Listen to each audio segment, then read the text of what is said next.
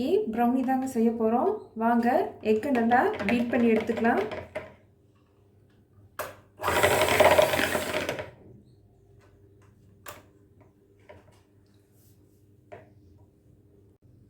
Egg நல்லா beat ஆகிடுச்சு. இப்போ இதில் பவுடர் சுகர் சேர்த்திக்கலாம்.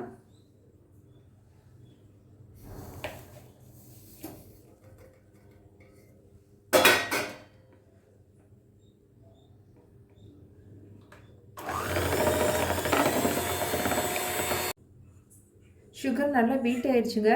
நாட்டு சர்க்கரையும் வெள்ளை சர்க்கரையும் நல்லாவே பீட் ஆகிடுச்சு.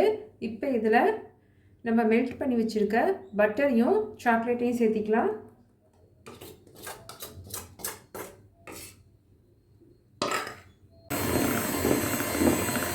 இப்போ சாக்லேட் இதில் நல்லாவே மிக்ஸ் ஆகிடுச்சுங்க.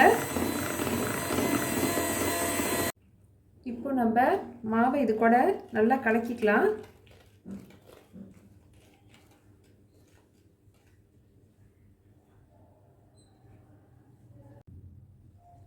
இப்போ நம்ம ப்ரௌனி பேட்டர் ரெடியாக இருக்குங்க.